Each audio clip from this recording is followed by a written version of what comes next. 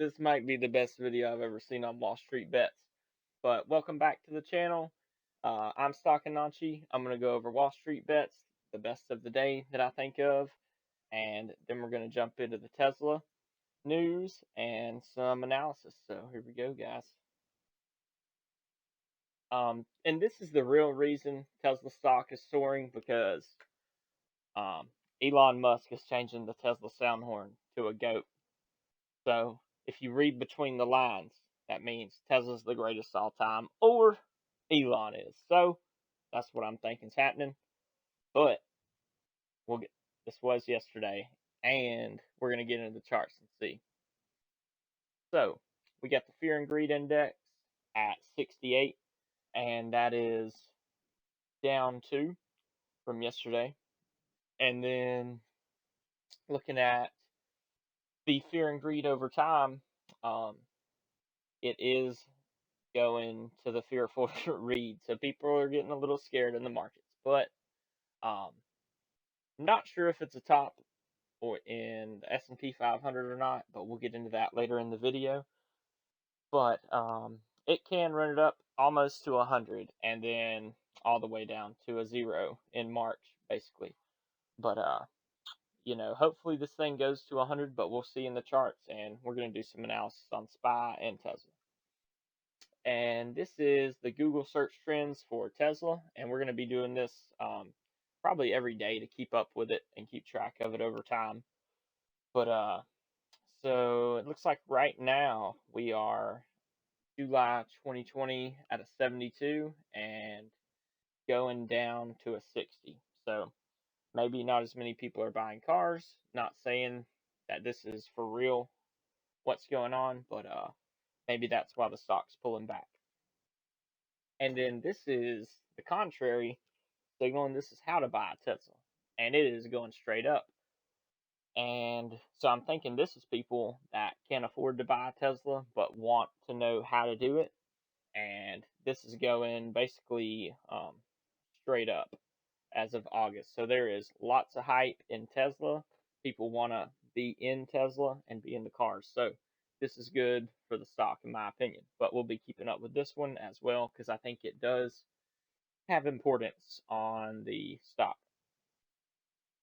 And so now getting into the charts, this is Tesla on the 2-hour, and we were looking at this yesterday on this red dot that came in on the momentum oscillator that it could go down or sideways.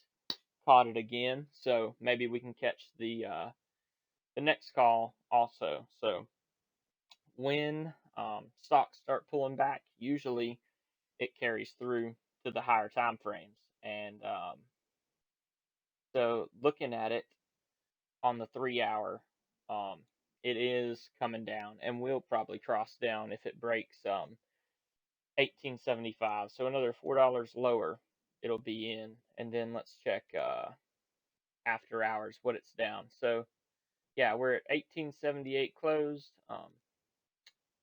But yeah, so maybe it can pull it through, but we'll jump back to the higher time frames now and work our way back down.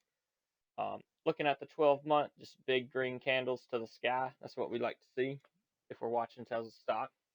And hopefully there'll be more to come in the years. And then we got the 6-month, and it's looking pretty good. But the only support line in Tesla, looking at the 6-month, is right here. So if Tesla does pull it back, I'll be looking for it to go pretty much straight down to 1,087. But we'll see how that comes in over time. And then, so we'll jump down to the 3-month. It's got pink in the background saying it's at a, let's see, where's the RSI at? Coming in at a 90. So when RSI comes into a 90 on basically any time frame, you're looking at a sideways consolidation or downwards price action. But after what all we've seen in the Google trends, it could be, a non-event just because how bullish Tesla really is. And these indicators aren't really they can't really tell you, hey, it just stock split and there could be tons of hype coming in the coming years. So, I'm not sure how much I trust in the pink, but just in other stocks it does work out. And just like right here, pink, you know, did leg up for another, let's see, flash pink in July 13, and then yeah, so 2 months it still ran it up. So could we see another August, September, October coming into Halloween, maybe a top? We'll see. Yeah, like with the Tesla battery day, maybe could come into play on that one. So looking at the 2 week, uh,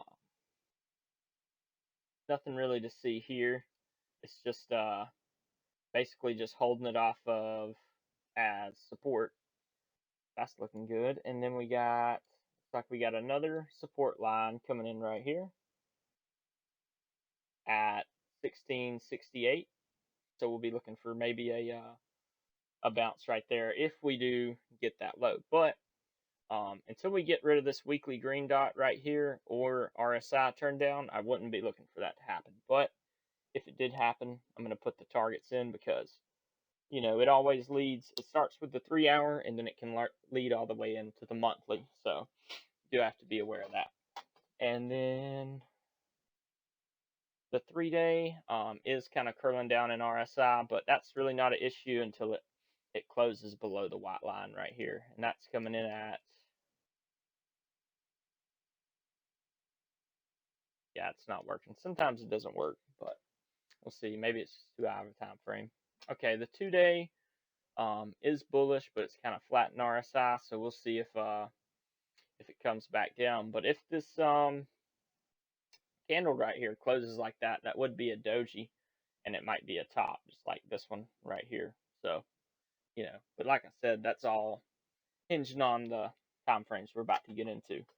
Okay, so now we're looking at the daily, and we did hit the measured move from out of this pattern, just from here to here. We've hit it, and I'll do that real quick for you guys here.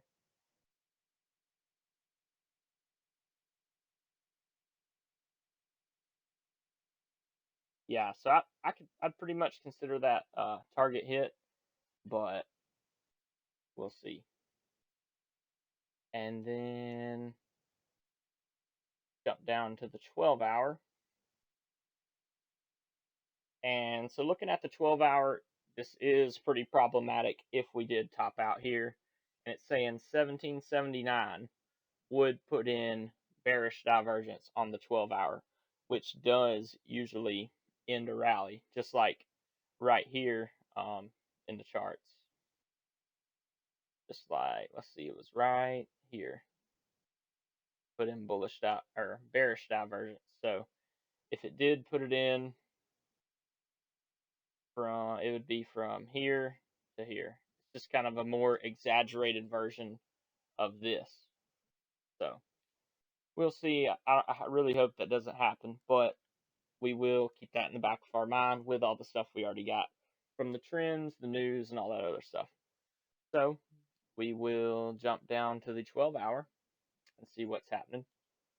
So we're getting red in the background with these two closing in on each other, and again, not looking good. And the 6 hour, I do put a lot of weight on on Tesla, just like you can see in the past. I mean, when it flashed green dot and the RSI came in, um, a big move up, just like right here, came in, was a fake out, and then another fake out, fake out. But in the past, it got you this move, and then it got you this move. So, and it works the same way for the downside. Just like right here, came in, red dot, bearish divergence, and then just, crashed it pretty hard. So, yeah, we'll jump down to the 4 hour now and check her out. So, yeah, also putting in bearish divergence, and this would be, had bearish divergence here, pullback, and then from here to here, bearish divergence. Probably definitely a pullback, but not financial advice. And then also the 3 hour right here is putting in basically resistance at the stoke. So again, this will probably push it down pretty hard. And we'll see last time what happened. We got an example like that kind of right here, June 1st. So let's check out what happened. June 1st. Yeah, right here, pushed it down pretty hard. We'll see the measured move on that one.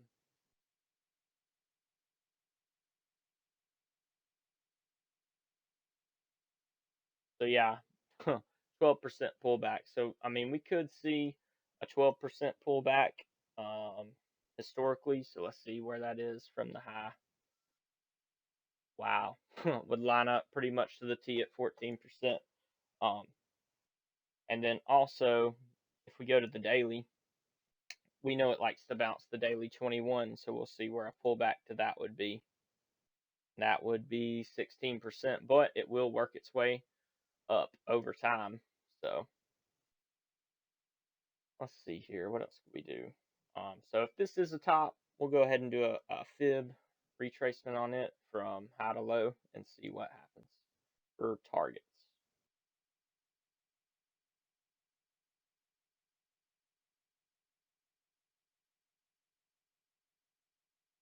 Okay, so usually fib levels work really good when paired up with a support resistance line. So I do think we could maybe come down here and potentially bounce there. But let's see, I want to look at it on the daily. So if we did come down and then bounce here and come up, I would be looking for maybe some more sideways and at least down to the 21. But um, also this could come up over time, and that's that white moving average. So yeah, maybe somewhere in here is what I'm thinking, maybe August 28th. So we'll see somewhere in there. I'm thinking it could bounce. But again, we'll just have to see how bad the 3-4 hour leads into the higher time frames. Okay, so now we will, sorry about that, we were going to jump into S&P 500. Okay, so I've already done a little bit of TA with you guys yesterday, and that was the Moon Boy targets of the measured move to 500. And so now, basically going to do the opposite of that analysis. And we got steady downtrend in volume. If I can get this stuff out of the way and show you. Okay, so we got a steady downtrend in volume, and basically when you see a big spike up, that is the move. So if we see a big spike up in volume and this guy come down, could get pretty nasty. Okay, and then we'll look at but as long as we're above the daily 21 at 332, there is nothing to be worried about to me. Just like it bounced it here, here, here. Oh, sorry, not there. Here and here. So, yeah, I wouldn't get shook out. And I do think that the whole reason why it's pulled back is just the Fed and the stimulus. It wouldn't do any good to do the stimulus news right here because stocks are kind of getting overbought. But if you if you okay, so if you okay, I lost it. But looking at momentum oscillators, uh, we got the this is what is kind of getting scary. I know we got the 6 hour in SPY, and it's coming down with bearish divergence, which is pretty nasty. And that's right in line at all-time highs, which could be a double top. And if that happened, that would be tragic. But not really looking for that to happen. But we do have bearish divergence from here to here in the oscillators, and from here to here in RSI on the 12 hour, which does usually put in the tops for rallies once you get 12 hour or higher. And then, so we got daily bearish divergence. Um, see how far, but I don't think it's confirmed yet. It'll be confirmed tomorrow if we do drop it down a little bit. But other than that, I really don't see a top getting put in until the weekly momentum oscillator comes down. But I do think most of the stuff's already priced in, and we can kind of see right here when, like, so we got the death cross of the 2155 right here, and it was the bottom. And then we got the golden cross, and it ran it up for basically another year. So, death cross the bottom, get the golden cross. So I'm hoping to see this thing run it up for another year.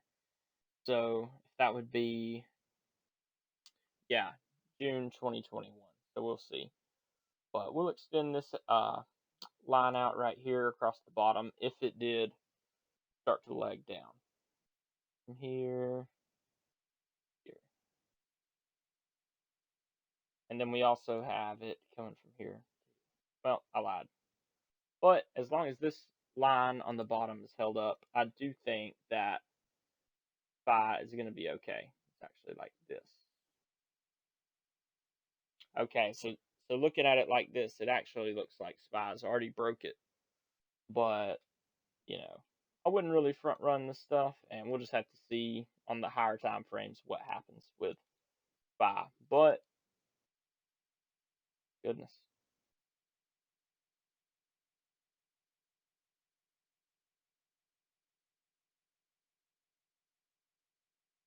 And then looking at the daily on SPY, everything's golden cross and bullish. So you can see right here, we got the golden cross of the green and the purple, and then it pushed it up from March of 19